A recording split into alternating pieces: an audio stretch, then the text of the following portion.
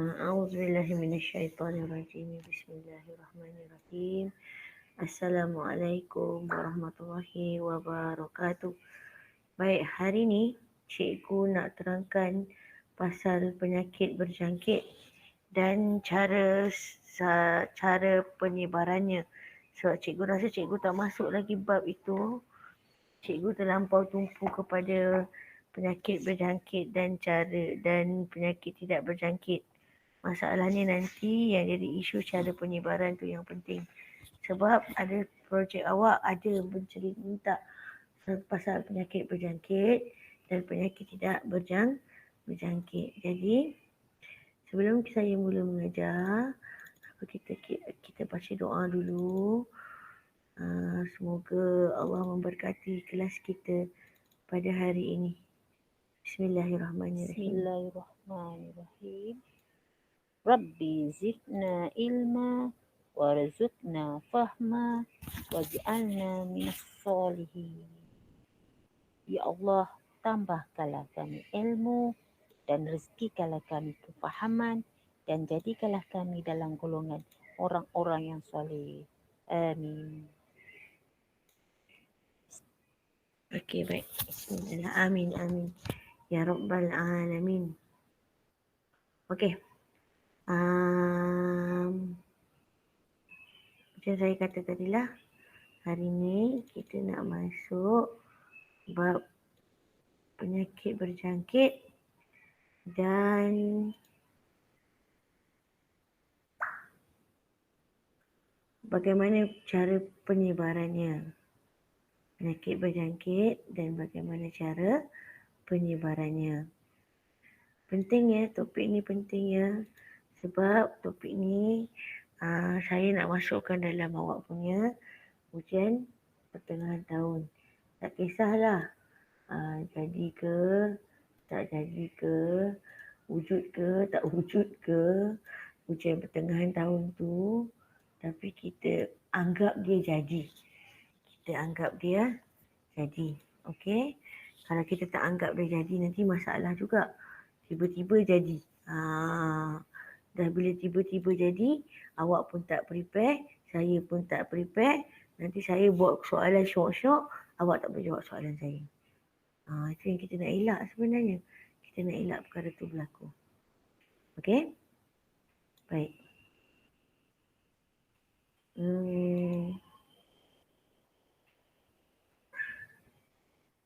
Saya nak share dengan awak saya punya nota. Okey? Kejap. Okey, baik. Ini adalah nota saya. Okay. Kita hari ini nak masuk pasal penyakit, cara penyakit boleh berjangkit. Okey, untuk penyakit yang boleh berjangkit disebarkan, hari itu saya dah terang penyakit berjangkit tu apa. Jadi bagaimana penyakit berjangkit tu berjangkit, bagaimana penyakit berjangkit disebar pun saya dah terangkan. Ada medium, air, udara, sentuhan dan ada juga vektor.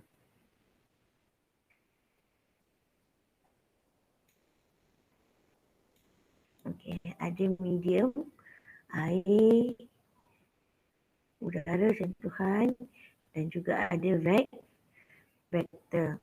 Okey, kita tengok satu-satu. Penyakit bawaan udara. Dapat dua. Ini pun saya dah terangkan. Titisan dengan habuk. Jadi, bila titisan, percikkan dia macam mana. Pun saya dah terangkan hari itu. Penyakit yang boleh berjangkit melalui jenis udara pun saya dah cerita. Okey. Ini macam hari ni, dia adalah penyakit bawaan air. Penyakit bawaan air biasanya berlaku dekat kawasan yang tidak ada sistem air terawat ataupun yang tidak mempunyai sistem sanitasi yang sempurna. Contoh, seseorang menggunakan tanah yang di atas sungai, tinjanya yang mengandungi patogen akan memasuki sungai dan mencemarkan sungai.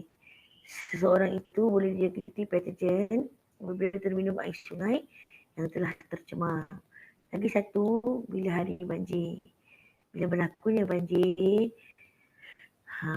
lagi mudah penyakit berjangkit disebarkan. Okay. Antara contoh penyakit berjangkit, kolera melalui air, kolera, demam pialu, disenteri ameba. Jadi macam ni kita nak cegah? Satu, kita akan pastikan kalau macam ada kolam renang, kita pastikan kita masukkan klorin. Bukan sahaja dalam kolam renang sebenarnya, dekat paip air kat rumah kita pun ada klorin. Sebab tu kebanyakan rumah, bila awak pasak air berklorin, kadang-kadang awak rasa payau, rasa tak sedap. Sebab tu sekarang digalakkan semua sistem perpaipan kat rumah untuk air minum, digalakkan pasang water filter. Ini bukan iklan Korea atau kuku. Ini saya kata kenapa perlu ada water filter kat rumah. Tak semestinya awak pakai Korea dengan kuku, banyak lagi jenama lain kan. Jadi syarat untuk air minuman mesti ada water filter. Bila air tu difilterkan elok, cantik, molek, comel, baru awak minum, baru tak ada rasa payau. Lepas tu macam perumahan sekarang, semua mesti ada sistem sanitasi, especially untuk tandas. Supaya najis, tinja, urea yang awak buang dalam bilik air, dia akan terus dihala ke loji. Dekat loji lah nanti Indah Water akan uruskan. Macam sekolah kita sebenarnya, Adiliyah tu, dia punya sistem sanitasi tidak sempurna. Sebab sekolah kita sekolah lama. Jadi ada certain jamban dekat sekolah kita tu, sistem sanitasi dia hanya mendap ke dalam tanah. Dia tidak disalurkan ke mana-mana. Sebab tu kadang-kadang pernah nampak tahun lepas, mungkin tahun lepas tidaklah, sebab kita fikir kan 2 tahun lepas, lori air damluki datang sedut tahi, sedut najis keluar daripada tandas yang kotor lah. Baru bila dah sedut, dah buang, dah sedut semua, baru tandas tu boleh berfungsi dengan baik. Hari tu nak ngelakkan penyakitan air dalam kuman dalam air, kita masakkan air kita dulu. Lepas tu tangan kita pun kena cuci dengan sabun. Sekarang ni bukan saja lepas guna tandas, awak keluar buang sampah ke, awak keluar dengan pokok bunga ke, awak keluar sidai kain sekalipun, awak kena masuk tangan. Sebab sekarang ni coronavirus yang ada dekat Malaysia, yang ada dekat bumi Allah sekarang ni, dia adalah airborne. Maknanya dia boleh berjangkit melalui udara. Itu adalah satu kajian yang telah dibuat oleh para doktor di luar negara. Jadi kena hati-hati. Sekarang awak nak keluar, walaupun nak sekarang nak sidai kain pun, mesti pakai mask. Jangan main-main. Keadaan kita sangat penting, keadaan kita sangat kritikal. Okay? Jangkitan melalui sentuhan. Ni penyakit yang sangat favourite di asrama. Kurap dan panau. Kedua-duanya akibat ulat. Kurap ni main kucing ke, dah bergelumang atas padang tak mandi bersih-bersih ke, dah bergelumang atas lantai dom yang kotor tu tak mandi bersih-bersih, mula dah dia berkurap. Mulalah kulat berjangkit dan berkurap. Yang panau pula, biasanya muka awak yang berpeluh-peluh, awak tak elakkan awak tu basuh muka. Seronok le panau nak timbulkan muka atas badan awak. Kena beringat lah tu, Kalau dah panas, berpeluh, mesti keringkan muka tu dulu. Baru keringkan, sejukkan muka tu dulu dengan kipas, baru basuh muka. Jangan tunggu basuh saja. Apa dekat dengan badan awak? Okay. Penyakit lagi satu melalui sentuhan adalah sifilis dan gonorrhea. Biasanya ini adalah akibat hubungan seks. Penyakit ini biasanya 2 jenis kulat ini berada dekat bahagian kemaluan. Baik kemaluan lelaki ataupun kemaluan wanita yang mengamalkan seks bebas, yang tak reti nak jaga bahagian kemaluan itu, kebersihan dia. Awak pun kalau awak tak jaga bahagian kemaluan awak tu, awak tak buang rambut yang ada, tak bersih, tak cuci dengan bersih, mana nak sah solat awak kan? Baik lelaki-lelaki, baik perempuan. Macam wanita, macam perempuan, setiap kali lepas habis period, habis haid, dia mesti bersihkan kawasan tu. Dia mesti buang rambut-rambut tu. Baru tak ada jin duduk kat situ, dia tak akan ganggu awak punya kehidupan. Baru awak selesa. Sama juga dengan lelaki-lelaki. Lelaki-lelaki pun kena buang tempat tu. Kalau awak tak buang, awak tak tahu sama ada awak cuci bersih atau tidak. Jadi awak nak solat pun ragu-ragu. Saka tak sah solat aku, Allah terima ke solat aku. Sedangkan Rasulullah kata antara orang yang akan masuk neraka adalah orang yang tak bersih, tak jaga kebersihan tempat pembuangan dia, tak jaga kebersihan kemaluan dia, tak jaga dengan bersih. Orang-orang ni juga boleh dimasukkan ke dalam api neraka Allah. Itu yang kita kena jaga dulu. Okey anak-anak? Okey. Sebab dia dah kata patogen-patogen ini terdapat dalam air mani dan bendalih faras. Bendalih faras perempuan lah. Air mani lelaki-lelaki anak. Okey. Dan kita melalui sentuhan. Selain virus HIV yang menyebabkan AIDS, selain itu HIV yang menyebabkan AIDS boleh merebak melalui hubungan seks, derma darah ataupun darah sikit pun kena kat badan awak boleh dapat, dan perkongsian jarum suntikan di kalangan pesakit dan penagih dadah. Okey, habis medium. Medium ada 3. Udara, air, sentuhan. Medium ada 3. Ingat sampai bila-bila ya. Kalau air ada 2. Kalau udara ada 2. Titisan dengan habuk. Kalau air disebab sistem tak ada sistem perpaipan yang betul atau sistem sanitasi yang baik. Sentuhan ini menyentuh. Awak pegang tu walau orang ada kurap pun awak dapat kurap. Awak jangan main-main kurap. Jangan main-main. Okey. Lagi satu, penyakit berjangkit melalui vektor. Vektor ni adalah haiwan yang membawa penyakit. Jadi dalam haiwan-haiwan dia ada patogen. Patogen tu sama ada, macam saya kata itulah, sama ada virus ataupun bakteria. Jadi kita patogen menggunakan haiwan yang memindahkannya daripada satu host kepada satu host yang lain. Haiwan yang memindahkan patogen ini kita panggil vektor. Okey, lipas adalah vektor. Patogen dia adalah salmonella. Penyakit salmonella. Lalat dia pun salmonella juga. Kedua-duanya adalah penyakit yang sama. Salmonella ni macam penyakit ayam. Dulu kita ada demam kita pernah ada anjing gila kan. Lepas tu sekejap tu kita ada jangkitan ayam kaki mulut lah. Tu salmonella lah punca dia. Ni Aedes, dia denggi. Kalau Anopheles lain tau. Kalau tengok denggi dia hitam putih. Dia hitam dan putih dan berwarna hitam. Badan dia hitam dan berbelang-belang putih. Anopheles dia berwarna brown. Badan dia brown.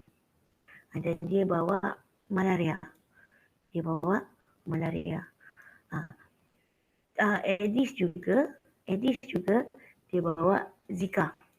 Okey, ini adalah tikus. Ini dia buat tikus, dia buat leptospirosis ataupun penyakit kencing tikus. Tengok ni. Ni ringkasan lah. Malaria, gejala dia menggigil, demam dan berpeluh. Patogen dia Plasmodium malaria. Faktor dia nyamuk Anopheles betina. Sahaja cara jangkitan gigitan nyamuk. Ni semua awak boleh baca lah. Ada dalam buku teks pun ada. Okey, tengok, baca, cuba fikir.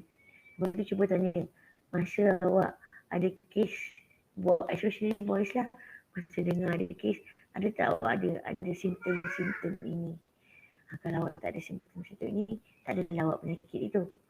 So, kalau awak ada simptom-simptom ini, awak ada penyakit itu, awak tidak rawat, macam-macam boleh jadi.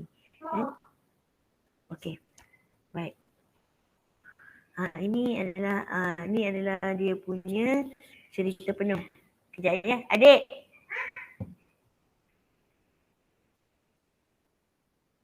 Ini slide seterusnya akan menunjukkan bagaimana kesannya. Kalau slide sebelum ini saya keluarkan jadual, gejala dia macam mana. Slide berikut ni saya tunjuk macam mana dalam bentuk PowerPoint.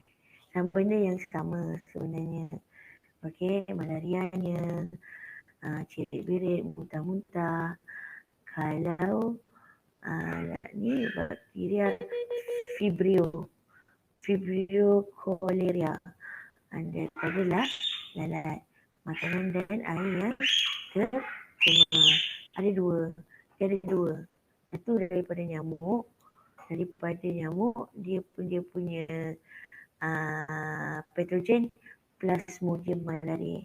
Kalau lalat dia punya ni bakteria Vibrio cholera. Kalau nyamuk dia virus. Kalau lalat dia bakteria. Okey, kalau demam denggi awak akan rasa sakit sendi, demam, sakit kepala dan mata berair. Dia adalah satu virus denggi, dan dia berasal daripada nyamuk Aedes, juga gigitan nyamuk. Macam Zika, demam, ruam, sakit sendi dan konjuktivis mata awak jadi kemerah-merahan. Dia ada juga sejenis virus berasal daripada nyamuk Aedes, dan cara penyebaran adalah gigitan nyamuk.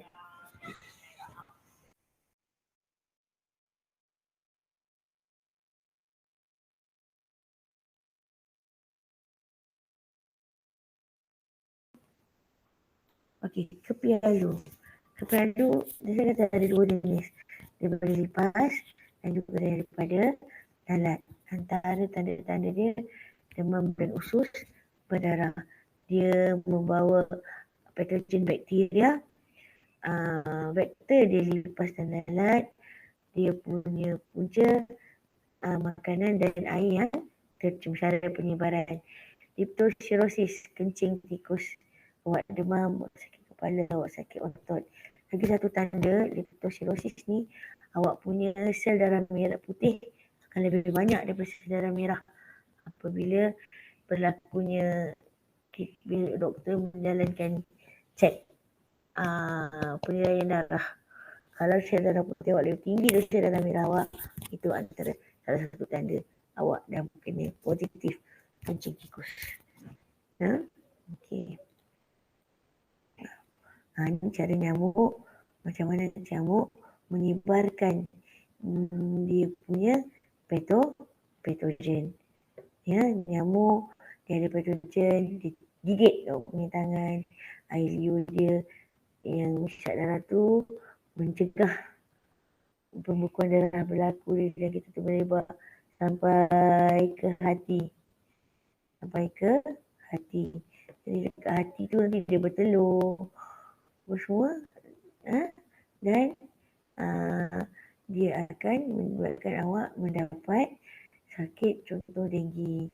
Nyamuk lain juga gigit awak, nyamuk lain ini akan menyebabkan penyakit awak kepada orang lain. Yang lalat pula dah hingga ke tempat kotor, hingga tempat makan awak, dia berak kat situ, dia telur kat situ, awak pula tak kena ngap, maka dia punya tu dah termasuk dalam badan awak. Okey, cukup doa gini dulu. Menghalang penularan penyakit, saya akan cerita pada kelas akan datang, especially untuk 2C. Saya akan cerita pada kelas akan datang. Okey, sebab nanti 2A dan 2B saya akan buat kelas Google Meet. Kalau 2C nak saya buat kelas Google Meet, bincang ramai-ramai, nanti message balik dekat saya. Okey, baik. Alright, cukup dulu untuk hari ni. Saya rasa saya dah bagi penerangan yang jelas. Saya rasa awak dah nampak penerangan saya. Saya harap awak boleh terima penerangan saya dengan baik. Dan saya harap awak ulang kaji dan siapkan latihan yang saya akan bagi sebentar lagi. Okey. Baik. Sebelum kita akhiri kelas kita, mari kita baca dulu. Terima kasih banyak-banyak sebab dengar curhatan saya hari ini. Marilah sama-sama kita akhiri kelas kita dengan zikir kifarah dan surah Wal-As. Ya.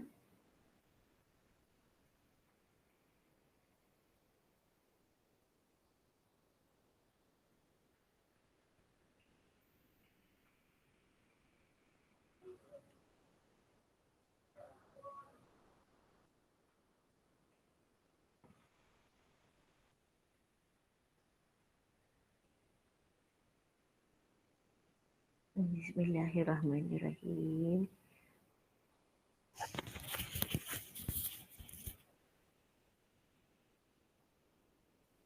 Subhanakallahumma wa bihamdik Ashhadu an la ilaha illa ant Astaghfiruka wa atubu ilaik Subhanakallahumma wa bihamdik Ashhadu an la ilaha illa ant Astaghfiruka wa atubu ilaik.